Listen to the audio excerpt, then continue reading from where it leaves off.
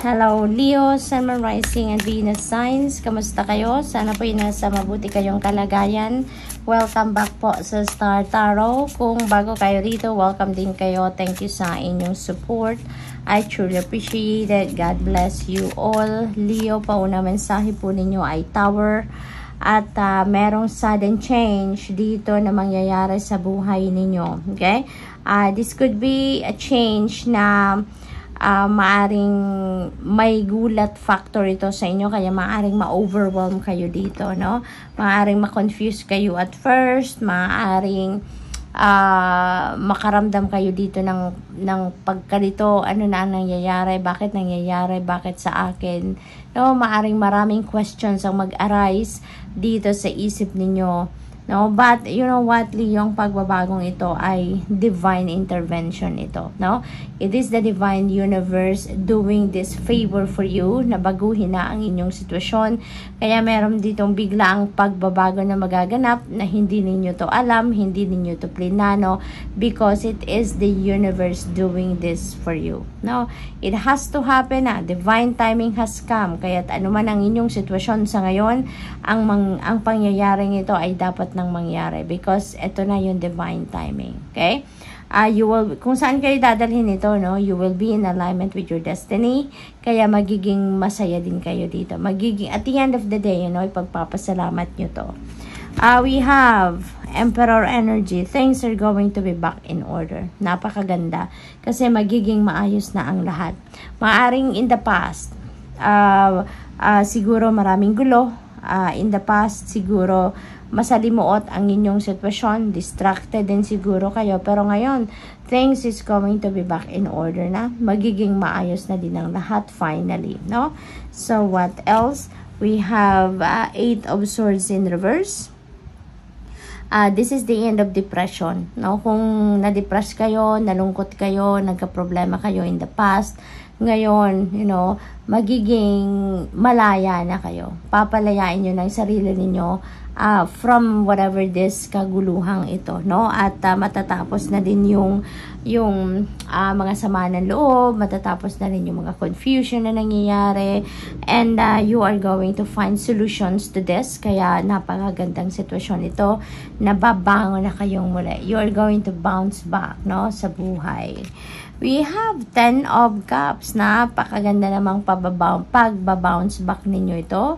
Magiging masaya ang inyong pamilya, magiging masaya ang inyong buhay, personal na buhay, kasi eto na, you're going to feel contented, fulfilled, no? Maswerte kayo dito. There is going to be good health, success, you know, yung ganon, financial success. Hindi lang ito success sa solve din nyo sa mga problema, sa mga iringan, pero success din ito sa pera, no, Leo? Kaya napaka-blessed ninyo din. We have 2 of Pentacles. Ang sipag ninyo din. You are multitasking, no, Leo? Marami kayong ginagawa, marami kayong inaasikaso. Siguro magaling din kayo talaga mag-multitask, ano? Kaya kayang-kaya nyong gawin ang iba't ibang bagay, no, all at the same time. Kaya ang hinihingi din sa inyo dito ng 2 of Pentacles is to bring the balance back in your life.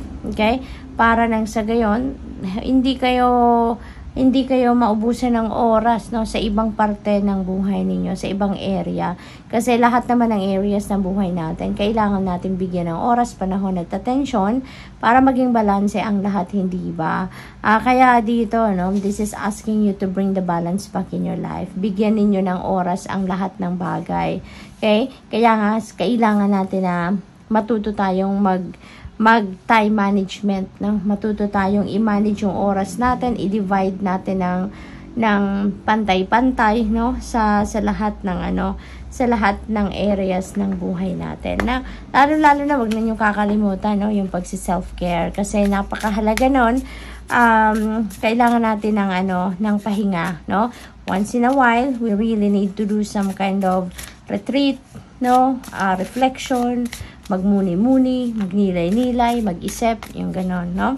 So, tingnan natin kung ano pa ang ganap. We have angel number 1212. Ayan, so dito naman, there is a shift, no? Na magaganap. Kasi nga, dati, nasa magulong sitwasyon kayo. Pero ngayon, magiging maayos na din ang lahat. So, there's going to be some kind of change. Contentment, meron din dito. And dito din, ano, may contentment, may fulfillment. Kaya most likely talaga magiging masayang-masaya kayo, no? To your core talaga ang saya. Sabi dito, happy day, an ample opportunity related to your life's purpose is just around the corner. So, napakagandang opportunity ito, no? Take immediate action once it pops up. Of course, a lovely partnership or an epic romance is also in the cards. So, kasi magiging masaya kayo, no? Kung nasa pamilya talaga, ay kung meron na kayong pamilya talaga of your own, so siguro talagang mas magiging loving and harmonious ang inyong relationship with your person. So, what else? We have angel number 0110. Go after what you want. Yan ang panawagan sa inyo dito, no? So, sundin ninyo kung ano man yung gusto ng puso ninyo, ano yung mga dreams ninyo, or heart's desires ninyo. Go for whatever it is, no? You're blessed with talents and skills that make it easy for you to stand out from the crowd. Embrace what makes you different. That's your path to success. So, your dreams will soon come true. Napakagandang promise ito ng universe sa inyo na mag-take action lang kayo. Gamitin ninyo yung inyong talents, skills, and gifts na binigay sa inyo ng universe, and yan ang magiging susi ninyo para sa inyong pagtatagumpay.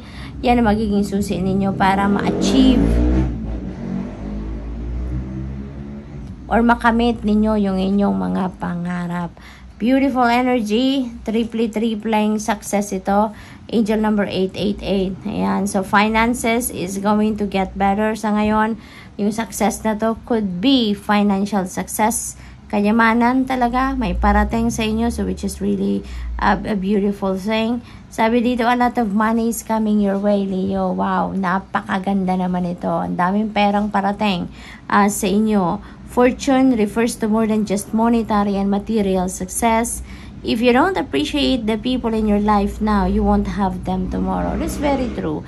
Kasi kung hindi naman kayo marunong mag-appreciate ng mga tao, no, sa paligid niyo, hindi kayo marunong magmahal, hindi kayo marunong magpakita ng gratitude or appreciation, ay hindi magtatagal ang mga tao yan sa paligid ninyo, hindi ba?